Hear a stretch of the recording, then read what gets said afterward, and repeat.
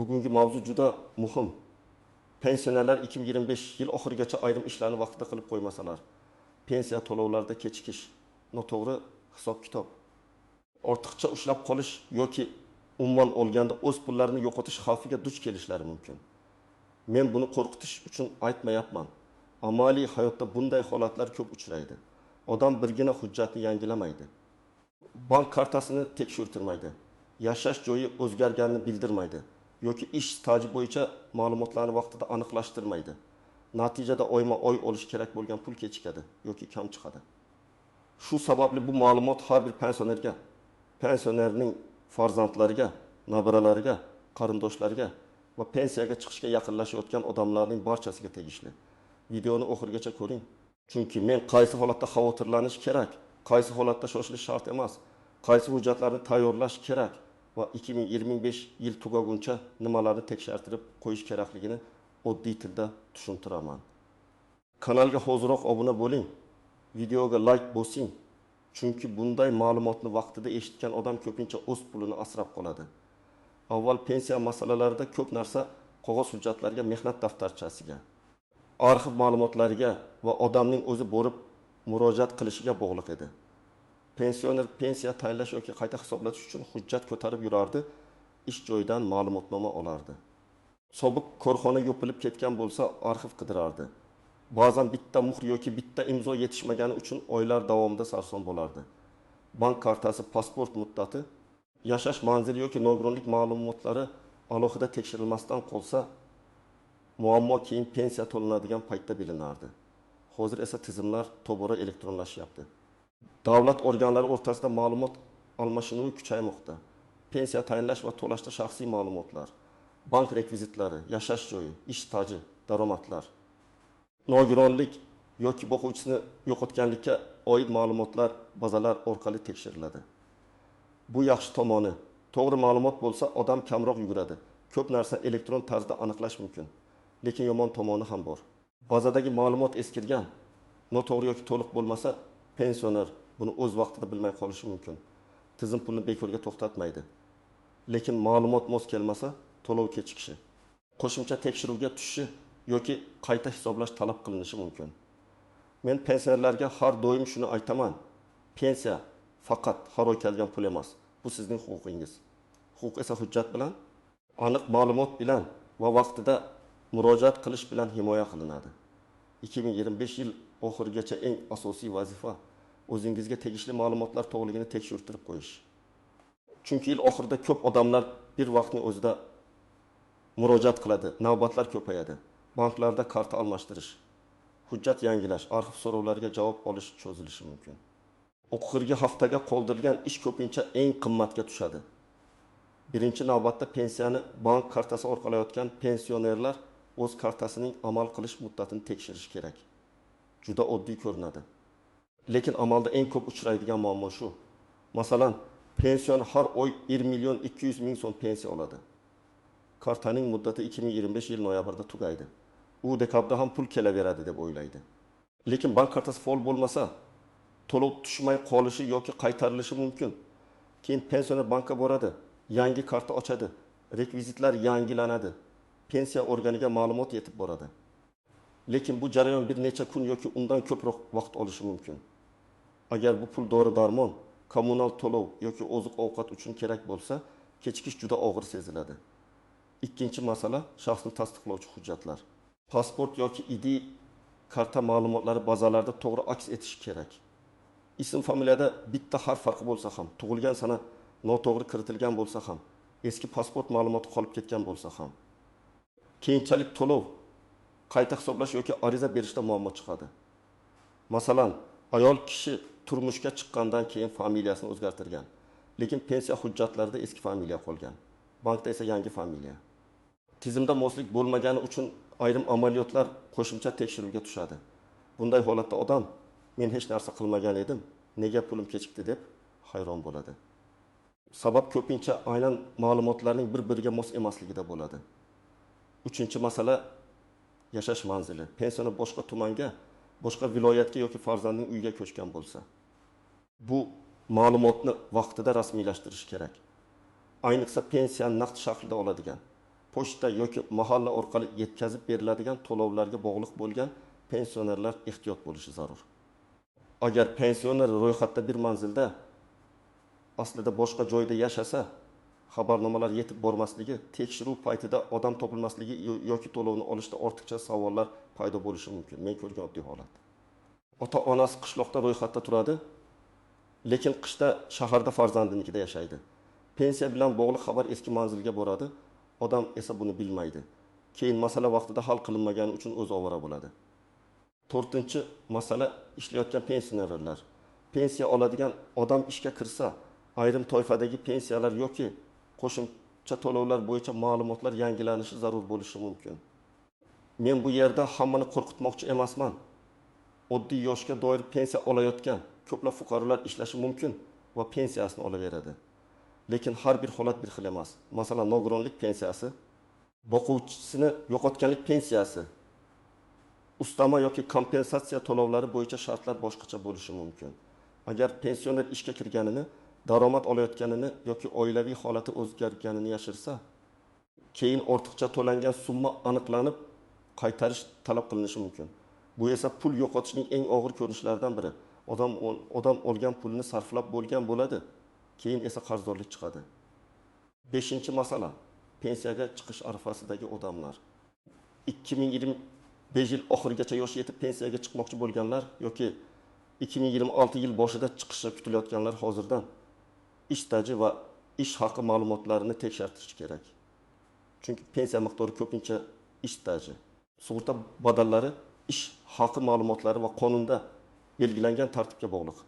Agar odam 30 yil ishlagan bo'lsa-yu, elektron bazada faqat 22 yil ko'rinsa, u pensiyaga chiqqanda kutilganidan kamroq pul olishi mumkin. Keyin arx qidirish boshlanadi. Sobiq zavod yopilgan, kolxoz tugatilgan, tashkilot nomi 3 marta o'zgargan bo'ladi. Bunday ishlarni pensiyaga chiqishdan bir oy oldin emas, oldindan boshlash kerak. Aniq misol keltiraman. Bir erkak 1995 yildan 1990 yilgacha korxonada ishlagan, keyin xususiy sektorga o'tgan. Mehnat daftarchasida yozuv bor, lekin korxona hozir mavjud emas. Elektron ma'lumotlarda esa o'sha davr to'liq ko'rinmaydi. Agar u vaqtida arxivdan ma'lumotnoma olsa, ish staji tasdiqlanadi va pensiyasi yuqoriroq hisoblanishi mumkin. Agar buni kechiktirsa, pensiya dastlab kamroq tayinlanadi, keyin qayta hisoblash uchun yana murojaat qiladi. Qonuniy huquqini keyin ham talab qilishi mumkin, lekin vaqt, asab va ayrim hollarda bir necha oylik farq yo'qoladi. 6-chi masala nogironlik muddati va tibbiy hujjatlar. Nogironlik asosida pensiya yoki nafaqa olayotgan shaxslar nogironlik guruhi muddati, tibbiy ko'rik sanasi va qayta ko'rikdan o'tish zarurligini albatta tekshirish kerak. Agar hujjat muddati tugasa, tizim to'lovni davom ettirish uchun asos ko'rmasligi mumkin. Masalan, odam 2-guruh nogironlik bo'yicha har oy to'lov oladi, lekin qayta ko'rikdan o'tish muddati 2025 yil sentyabrda tugaydi. U sog'liq og'irligi uchun yoki bilmagani uchun bormaydi. Natijada oktyabr yoki noyabr oyida to'lov to'xtashi mumkin. Keyin hujjat tiklanganda masalasi hal bo'ladi. Lekin oradagi davrda pul kerak bo'lgan paytda kechikish yuz beradi. 7-masala boquvchisini yo'qotganlik pensiyasi yoki nafaqasi. Bu toifadagi to'lovlarda o'qish, yosh, oilaviy holat, farzandning kunduzgi ta'limda o'qishi kabi omillar muhim bo'lishi mumkin. Masalan, talaba kunduzgi bo'limda o'qiyotgani uchun to'lov oladi. Lekin u o'qishni sirtqiga o'zgartirsa yoki o'qishdan chetlatilsa, bu ma'lumot to'lovga ta'sir qilishi mumkin. Agar oila buni bildirmasa, keyinchalik ortiqcha to'langan pul aniqlanadi. Shuning uchun bunday to'lov oladigan oilalar 2025 yil oxirigacha o'qish joyidan ma'lumotnoma, ta'lim shakli, kursi va talabalar ro'yxatida bor yo'qligini aniqlab qo'yish kerak. Kimlar unchalik xavotirlanmasa ham bo'ladi. Agar pensionerning bank kartasi amal qilayotgan bo'lsa, ID hujjati tartibda bo'lsa, yashash manzili o'zgarmagan bo'lsa, pensiya turi oddiy yoshga doir pensiya bo'lsa, qo'shimcha shartli to'lovlar olmasa va oxirgi paytda familiya, oilaviy holat, ishga kirish, nogironlik muddati kabi o'zgarishlar bo'lmagan bo'lsa, vahimaga tushish shart emas. Lekin baribir bir marta tekshirtirib qo'yish foydali. Men har doim shuni tavsiya qilaman. Muammo chiqqandan keyin yugurgandan ko'ra, muammo chiqmasdan oldin 30 daqiqa vaqt ajratgan ma'qul. Eng katta xato pensiya o'zi kelaveradi. Demak, hammasi joyida deb o'ylash. Ha, ko'p hollarda pensiya avtomatik tushadi. Lekin avtomatik tizim ham to'g'ri ma'lumotga tayanadi. Agar ma'lumot eskirsa, avtomatiklik sizga yordam bermaydi. Masalan, bank kartangiz yangilandi, lekin pensiya to'lovlari uchun eski hisob raqam bog'lanib qolgan bo'lishi mumkin. Yoki yangi ID karta oldingiz, lekin ayrim tizimlarda eski pasport ma'lumotlari turibdi. Odam har oy pul kelayotganini ko'rib xotirjam bo'ladi. Lekin qayta hisoblash yoki ariza berish kerak bo'lganda muammo ko'rinadi. Ikkinchi nozik jihat arxiv hujjatlari. Ayrim pensionerlar mehnat daftarcham bor, shu yetadi deb o'ylaydi. Ko'p holatda mehnat daftarchasi muhim hujjat, lekin undagi yozuv tushunarsiz, muhr o'chgan, tashkilot nomi noaniq yoki buyruq raqami ko'rsatilmagan bo'lsa, qo'shimcha tasdiq talab qilinishi mumkin. Ayniqsa 1990-yillar va undan oldingi davrda ishlaganlar uchun arxiv ma'lumotlari juda muhim. Qishloq xo'jaligi shirkatlari, sovxoz, kolxoz, zavod, qurilish tashkilotlari.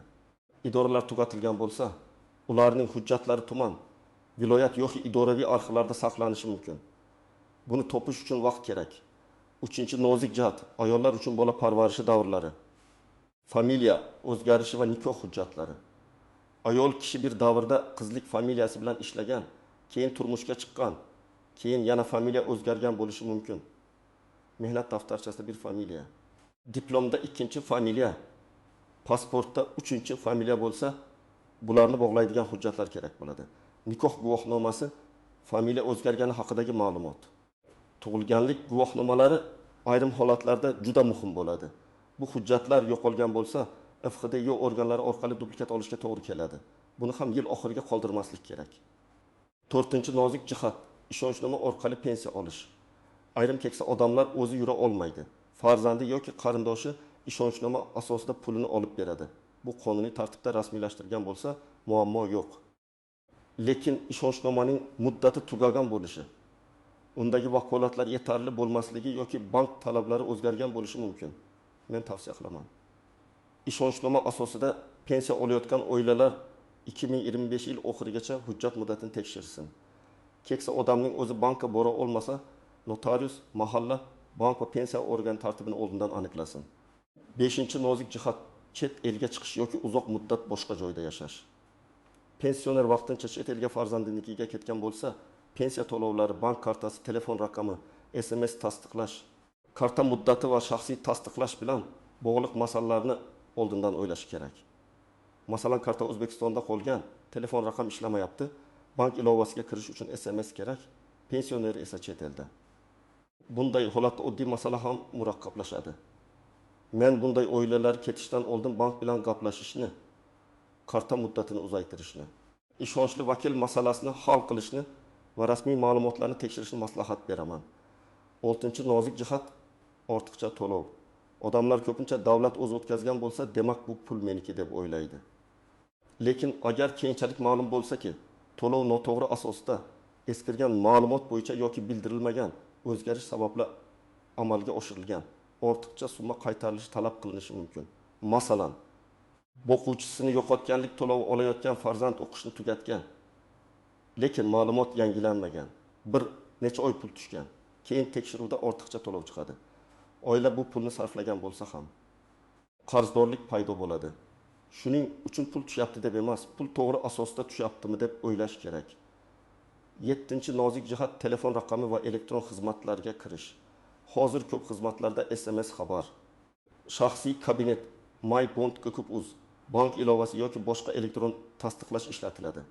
Pensionerning telefon raqami o'z nomida bo'lmasa, raqam yo'qolgan bo'lsa, SIM karta ishlamasa yoki farzandining raqamiga bog'langan bo'lsa, muhim xabarlar yetib bormasligi mumkin.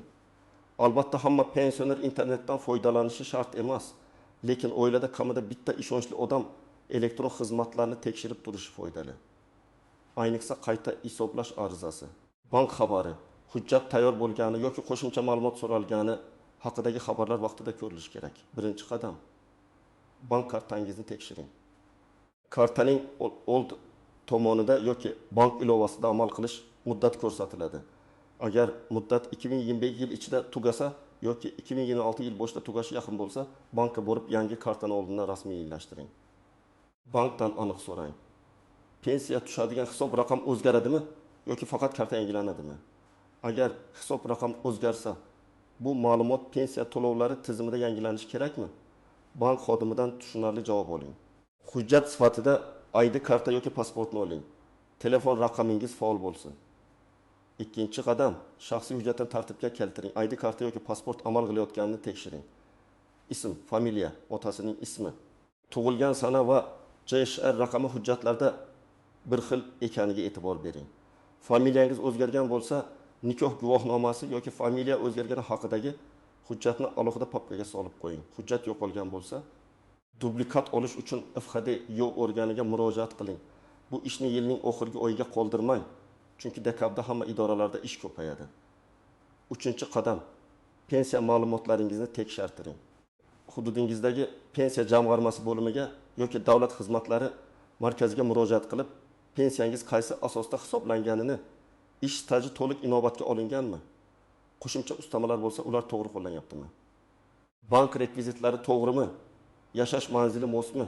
Shuni aniqlang. Murojaat qilganda pensiyamni qayta hisoblab bering deb umumiy gapirmang. Aniq savol bering. Mening ish stajim tizimda necha yil ko'rsatilgan?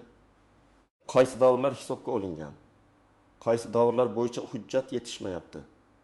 Qayta hisoblash uchun qanday hujjat olib kelishim kerak? 4-qadam, mehnat stajiga oid hujjatlarni yig'ing. Mehnat daftarchasi, buyruq nusxalari, ish haqi ma'lumotnomalari, arxiv ma'lumotlari, harbiy xizmat hujjatlari, o'qish davri yoki bola parvarishi bilan bog'liq hujjatlar agar qonuniy asos bo'lsa, pensiya hisobida muhim bo'lishi mumkin. Hamma hujjatlarni bitta papkaga yig'ing. Har bir hujjatdan nusxa oling. Asl nusxani hech kimga topshirib yubormang. Faqat talab qilingan tartibda ko'rsating yoki tasdiqlangan nusxa bering. Agar sobiq ish joyingiz yopilgan bo'lsa, tuman yoki viloyat arxiviga so'rov yuboring. So'rovda tashkilot nomi, ishlagan yillaringiz, lavozimingiz, taxminiy bo'limingiz va o'sha paytdagi familiyangizni yozing. 5-qadam. Nogironlik yoki tibbiy asosdagi to'lovlarni tekshiring. Agar siz nogironlik pensiyasi yoki nafaqa olayotgan bo'lsangiz, nogironlik guruh muddati qachongacha ekanini yozib qo'ying. Qayta ko'rik kerak bo'lsa, tibbiy muassasaga oldindan murojaat qiling. Tahlillar, shifokor xulosalari, ambulator karta, kasallik tarixi, davolanish ma'lumotlarini tayyorlang. Bu yerda eng muhim narsa muddatni o'tkazib yubormaslik. Bir kun o'tib ketsa ham darhol pul to'xtaydi deb aytmayman, lekin hujjat muddati tugashi har doim xavf tug'diradi. Shuning uchun 2025 yil oxirigacha bunday to'lov oluvchilar o'z kalendarini tekshirib chiqishi shart. 6-qadam, oila tarkibi va boquvchisini yo'qotganlik to'lovlarini aniqlashtiring. Agar oilada boquvchisini yo'qotganlik pensiyasi yoki nafaqasi olayotgan farzandlar bo'lsa, ularning yoshi, o'qish joyi, o'qish shakli va talabalar safida ekani bo'yicha hujjatlarni yangilang. O'qish joyidan ma'lumotnoma oling. Unda kunduzgi ta'limda o'qishi, kursi, o'qish muddati va ta'lim muassasasi rekvizitlari ko'rsatilgan bo'lsin. Agar o'qish shakli o'zgargan bo'lsa, buni yashirmang. Chunki keyinchalik aniqlansa, ortiqcha to'lov sizga qarzdorlik bo'lib qaytadi. 7-qadam, yashash manzilingizni va aloqa raqamingizni yangilang. Agar boshqa joyga ko'chgan bo'lsangiz, ro'yxatdan o'tish, vaqtincha yashash mahalla ma'lumotlari va pensiya organidagi manzilingiz mos ekanini tekshiring. Telefon raqamingizni ham yangilang. Agar raqam farzandingiz nomida bo'lsa, u raqam doim faol bo'lishiga ishonch hosil qiling. Bank SMSlari, davlat xizmatlari xabarlari va pensiya bilan bog'liq bildirishnomalar yo'qolib qolmasin.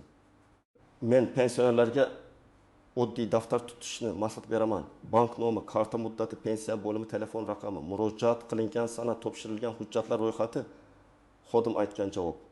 Hammasini yozib boring. 8-qadam, ariza yozishni o'rganing va og'zaki gap bilan cheklanib qolmang. Agar siz pensiya qayta hisoblanishini, staj qo'shilishini, bank ma'lumoti yangilanishini yoki hujjatdagi xato tuzatilishini so'rasangiz, yozma ariza bering. Arizada ism, familiyangiz, JSHR, manzil, telefon raqami, talabingiz va ilova qilingan hujjatlar ro'yxatini yozing. Masalan, mening 1997 yildan 1995 yilgacha falon tashkilotda ishlagan davrimni ish stajiga qo'shib, pensiyamni qayta hisoblab berishingizni so'rayman. Ilova mehnat daftarchasi nusxasi, arxiv ma'lumotnomasi, pasport nusxasi. Arizani topshirganda qabul qilinganini tasdiqlovchi belgi, ro'yxat raqami yoki elektron tasdiqni oling. Bu keyin sizning isbotingiz bo'ladi. 9-qadam farzandlar va qarindoshlar pensionerlarga yordam bersin. Ko'p keksa odamlar hujjat tilini tushunmaydi. Bank ilovasidan foydalanmaydi. Elektron navbat olishni bilmaydi. Bu ularning aybi emas. Farzandlar oyga bir marta ota-onasining kartasi ishlayaptimi? Pensiya tushdimi? SMS kelyaptimi? Hujjat muddati tugamayaptimi? Shuni tekshirish kerak. Ayniqsa yolg'iz yashaydigan pensionerlar, sog'lig'i og'ir odamlar, ko'zi yaxshi ko'rmaydigan yoki yura olmaydiganlar uchun bu juda muhim. Bir marta vaqtida yordam berish keyinchalik katta muammoning oldini oladi. 10-qadam rasmiy manbadan tasdiqlang. Men umumiy yo'l yo'riq beryapman, lekin har bir holatning o'ziga xos tomoni bo'ladi. Shuning uchun oxirgi qarorni mish-mish qo'shning gaplari yoki ijtimoiy tarmoqdagi noma'lum xabarga qarab qilmang. Pensiya jamg'armasi bo'limi, davlat xizmatlari markazi, bank, mahalla, tibbiy komissiya yoki rasmiy elektron portal orqali aniqlang. Agar bir xodimning javobi tushunarsiz bo'lsa, yozma javob so'rang. Yozma javob bo'lsa, keyin masalani yuqoriroq tashkilotga olib chiqish ham osonroq bo'ladi. Demak, 2025 yil oxirigacha pensionerlar eng avvalo bank kartasi, shaxsiy hujjat, yashash manzili, telefon raqami, pensiya hisob-kitobi, ish staji, nogironlik muddati, o'quvchisini yo'qotganlik to'lovlari va ishonchnoma masalalarini tekshirtirib qo'yish kerak. Eng xavfli narsa vaqtida bildirilmagan o'zgarish va noto'g'ri yoki eskirgan ma'lumot.